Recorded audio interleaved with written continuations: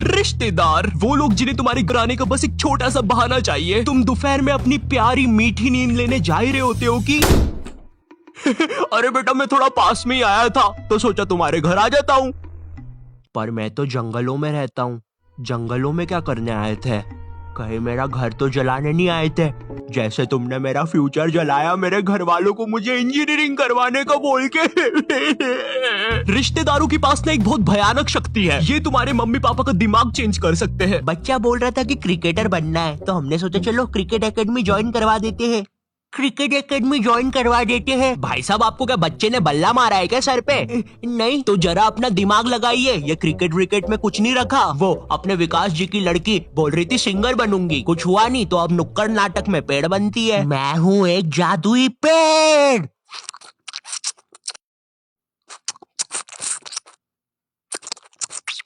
क्या हम ये पेड़ का रोल हटा सकते हैं? वैसे भी ये नाटक खरगोश और नेवले की जुगलबंदी के बारे में है। और क्या मुझे कोई बताएगा इधर असली नेवला किसने छोड़ा?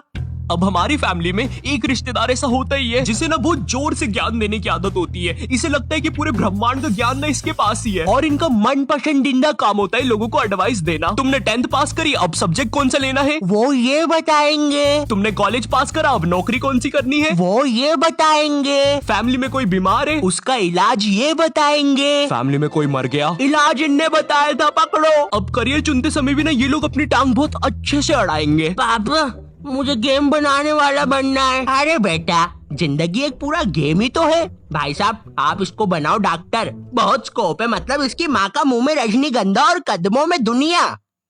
नहीं पापा डॉक्टर तो नहीं पापा, इतनी पढ़ाई से तो मजदूर बन जाऊंगा मैं, लेकिन डॉक्टर तो। मुंह में रजनीगंधा कदमों में दुनिया, क्या बात कहे आप? नहीं भाई साहब हाँ। मुंह में रजनीगंधा कदमों में दुनिया। इस वीडियो की स्क्रिप्ट लिखने वाले को तो चप्पलों से मार देना चाहिए। तुम्हें पता है रिश्तेदारों की नजर ना अपने बच्चे से ज्यादा दूसरे के बच्चे पे होती है। कल को अगर कोई कांड भी कर दोगे ना तो एक बार को पुलिस को नहीं पता चलेगा, लेकिन इन्हें जरूर पता चलेगा। अरे ऑफिसर मेरी दादी झूठ बोल रही है, मैंने उनकी बत्तीसी से पेट नहीं खुजाई। मिस्टर आयु यू आर अंडर अरेस्ट। लेकिन आपके पास तो मेरे खिलाफ कोई सबूत ही नहीं था। हाँ सबूत नहीं था, लेकिन अब है। मिलो तुम्हारे फूफे से। इनने बिजली के खंबे पे चढ़ के तुम्हारी क्राइम करते हुए फोटोज खींची है। हालांकि वो बात अलग है, खंबे से नीचे उतरते समय इनकी पैंट के साथ चड्डी भी फट गई, लेकिन उसका टेंशन तुम मत लो। पैंट और चड्डी दोनों सही सलामत दर्जी के पास पहुंच चुकी है। वो सुबह तक रफू करके दे देगा। शाम तक। और ये रही तुम्हारी फोटो। गिरफ्तार कर लीजिए मुझे। अब जब भी रिश्तेदार तुम्हारे घर आते हैं तुम्हारे मम्मी पापा तुम्हें उनसे बातचीत करने के लिए बोलते हैं और तुम्हें नहीं पता होता क्या बात करनी है। इतनी अजीब सिचुएशन बनती है ना उस समय। और बेटे कुछ नहीं अंकल, यूं ही।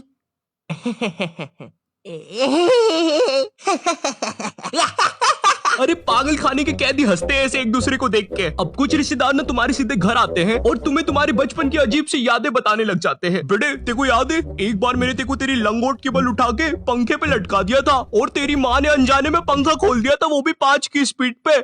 मरते मरते बचा था तू। उस समय तुम्हारे दिमाग में बस एक ही बात आ रही होती है, कौन है ये आदमी और बचपन में ये मुझे क्यों मारना चाहता था। बेटे याद है एक बार तू खुले में मूत रहा था तो तेरे को एक बंदर ने आके पकड़ लिया था। इतनी बेकार यादें बताएंगे तुम्हें बचपन की, और पता नहीं बटवे के कौन से कोने में इनके पास वो फोटो भी रखी होती है।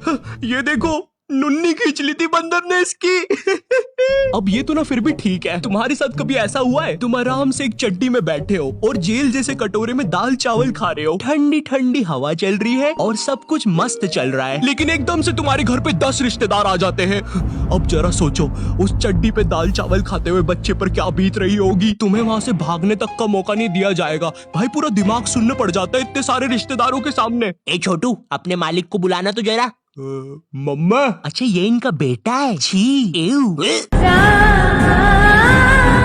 अब ये रिश्तेदार ने काफी अलग अलग प्रकार के आते हैं। जैसे फैमिली में कोई बहुत बूढ़ा दादाजी नहीं होता है जिसके दिल की जगह भी बैटरी लगी होती है, इसे परिवार वाले मरने ही नहीं देते। इन्हें कुछ हुआ फट से ऑपरेशन, भाई आधा रोबोट बना के रखा है दादाजी को। उधर दादाजी का 150वां जन्मदिन बनाया जा रहा है। हैप्पी बर्थडे दादाजी। वो दादाजी बेचारा अपनी बैटरी के दोनों वायर पकड़ के बोल रहा है, बेटा मार दो मुझे प्लीज, कोई मार दो। अब पीछे तुम्हारे पापा तुम्हें कोल्ड ड्रिंक उड़ाने से मना कर रहे हैं, क्योंकि अगर कोल्ड ड्रिंक का एक भी बूंद दादाजी की बैटरी पे गिरा तो तुम्हारा दादाजी टाइम टाइम बम की तरह फट जाएगा। खैर जो भी कह लो, रिश्तेदार हमारे घर से जाते समय अपनी पोटली से थोड़ा धन वो हमें भी दे के जाते हैं, भले ही वो 20 रुपए का लुल्ली नोट हो या 100 रुपए का करारा नोट हो। पर सवाल यहाँ पे ये नहीं है, सवाल ये है कि रिश्तेदारों के साथ इतनी मारामारी के बाद क्या वो 20 रुपए का लुल्ली नोट काफी था या नहीं, मुझे नहीं पता। मुझे बस एक चीज पता है, सब्सक्राइब करो। चाहे तो ये 20 रुपए का लुल्ली नोट ले लो, लेकिन सब्सक्राइब करो। मेरी आंखें तुम पे ही है, करो अभी। मेरे बच्चे के लिए कर दो यार। हे, क्या तुम्हारा बच्चा मेरे बच्चे से दोस्ती करेगा? चले जाओ यहाँ से तुम्हारा बदसूरत बच्चा लेके। वो जा रहा हूँ, मैं जा रहा हूँ, बस चला ही गया। ये मेरा सेकंड चैनल है और ये मेरा इंस्टाग्राम है, तो यहाँ पे भी फॉलो सब्सक्राइब कर देना। अब मुझे भी जाना है क्योंकि मेरे बच्चे का पेट खराब है और कर दी उल्टी। है